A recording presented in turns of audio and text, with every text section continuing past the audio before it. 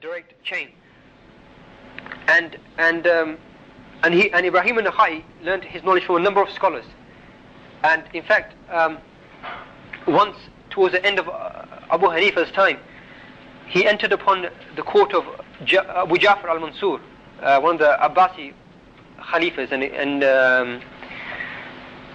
and he says to Abu Hanifa, Ya Abu Hanifa, because like I said, there were many people who had hasad, who were envious of Abu Hanifa, saying that, had many different things about him that were bad about him.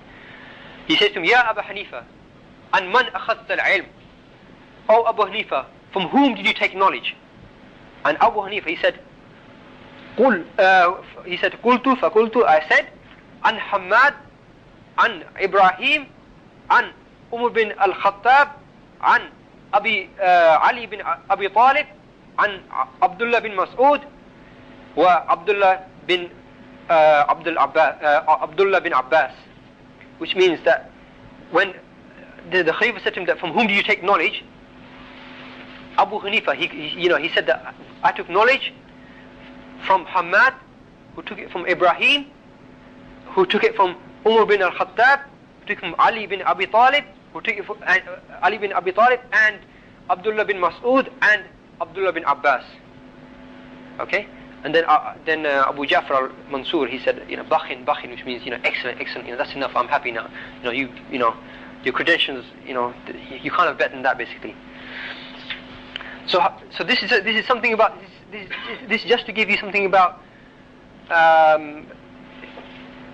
something about his main teacher.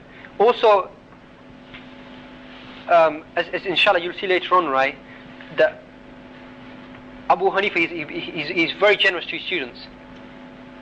And once one of his students, Abu Yusuf, says to him that that something like Wallahi, I have not seen anyone more generous than you. Okay, because Abu Hanifa, he basically funded Abu Yusuf, his student, for roughly 20 years. For him and his family, for roughly 20 years, he funded him. Okay, gave him money for his living and expenses, whatever. And Abu Hanifa, he would reply to that by saying that, how would it have been if you had seen Hamad? How would it have been if you had seen Hamad? This generosity that you see me doing, I learned this from Hamad. This adab, I learned this from Hamad. So it's not just knowledge he gained, it's not just knowledge you gain, rather you gain adab, you gain manners, you gain other things. And this is what really makes a person. It's not the knowledge, other things with the knowledge that forces him towards something.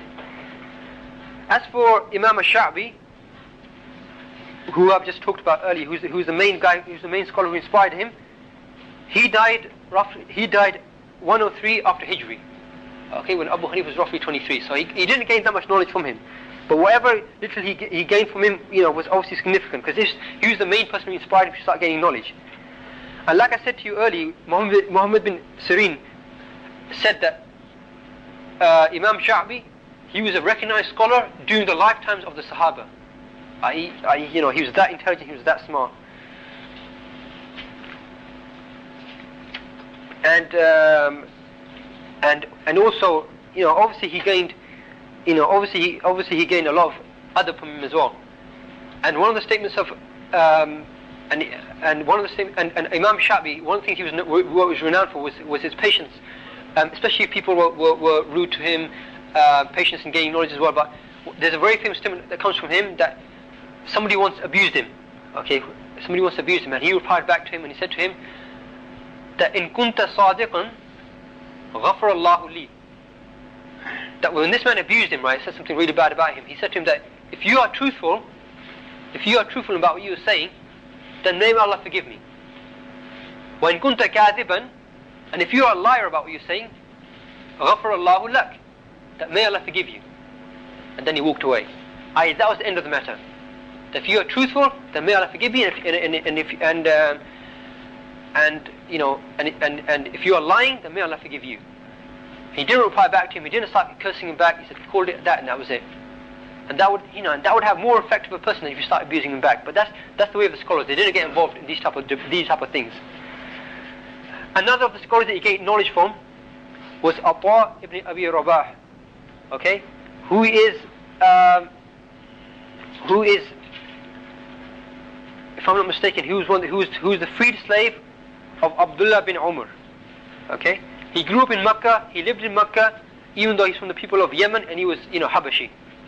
Okay, he was black. Okay, he obviously gained knowledge from some of the main scholars. Okay, he was such a recognized scholar that during the time of Hajj, an announcement would be made in Makkah that no one should give fatwa except Ata bin Abi Rabah, and then his student. Okay, and he also was of the scholars that rebelled against the rulers of his time, so much so that he had his hand cut off during one of the wars. Ata bin Abi Rabah had his hands cut off when he revolted against, I think it was Hajjaj, if I'm not mistaken. But he revolted against one of the khulafa of his time, and he had his hand cut off. And Abu Hanifa, he gained a lot of knowledge from him, because Abu Hanifa, he would travel a lot. Okay, he would travel to different cities a lot. And he said that Abu Hanifa, concerning Makkah, he made Hajj roughly 55 times. Okay, so he died at the age of 70. So you can work that from yourself, the calculations from that. But he says about Ata bin Abi Rabah, he says about Ata bin Abi Rabah that verily I did not see anybody better. I didn't see anybody better than Ata. I didn't see anybody better, in any way than Ata bin Abi Rabah. Some of his other scholars that I would like to talk about, but there's no time, was Nafi'i, a recognized scholar. Imam Baqir, who was one of the sons of, who's the son of Zayn al-Abidin, who's the son of Hussein, who's the son of Ali bin Abi Talib, i.e. one of the descendants of Ali radiallahu anhu, who is also a recognized scholar. He also was a student of Ja'far al-Sadiq. Was also one of the recognized scholars, and other scholars as well, whom basically I don't have time to speak about right now. Going further, talking about his knowledge, his wisdom. Like I said to you earlier, there's a lot of controversy about his knowledge. Okay, but hopefully, inshallah, I'll clear this by telling you statements from people who actually knew him. Okay. And also the effect of his knowledge, this is apparent. If you go to the Muslim world today, you'll see the Hanafi fiqh, how it's spread. You'll see that if you study fiqh anywhere, you see when you study contemporary fiqh al-Muqarin, fiqh of all schools, they obviously study the fiqh of Abu Hanifa or the fiqh of his school. Okay, and Imam al-Shafi, he would say that people are all children of Abu Hanifa in fiqh. And the thing about Abu Hanifa in specific was he was one of the first people to start classifying fiqh into areas. Like he would say, this is the fiqh of salat, so point to this section. This is the fiqh of zakah, point to this section. He's the first from amongst the ulama to start doing this. Okay, and that's why when you heard the statement of that earlier scholar saying that it's a ability upon all people of the earth to make dua for him, because he's the first man to have such a great deep knowledge of fiqh, to start thinking it this way, to start classifying it, so therefore making the matter easy upon the people. And he was very careful about giving fatwas. And in fact, when somebody said to him that that you should fear Allah in giving fatwas, he said that if it wasn't for the fact that Allah would ask me about my knowledge, I would not give fatwas. It's because the fact that Allah is going to ask me about this knowledge. This is why I give fatwas. And he was also very. He was in his wisdom. He was in his hikmah. In result of the fiqh he gained, right, of life and of the deen, that he would stay away from the government. He wouldn't take any governmental positions.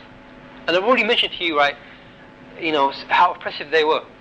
But at the same time, there were also many scholars who did take governmental positions, and this is two different schools of thought, and it's not our place to go into it right now today.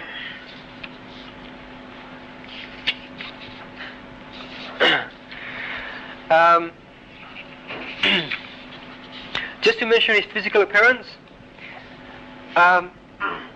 he was of medium height, he was of handsome features, he was not very short, he was well spoken, he's very articulate. Okay, when he spoke of a problem, they say that he could make the most hardest of problems simple for the people, and he would always speak to the level of the people, and this is how he would solve their problems. Okay, his way of dress was that he would wear the best of clothes. Some people, they wear they were tattered clothes, they wear clothes that aren't that so good, but he would always wear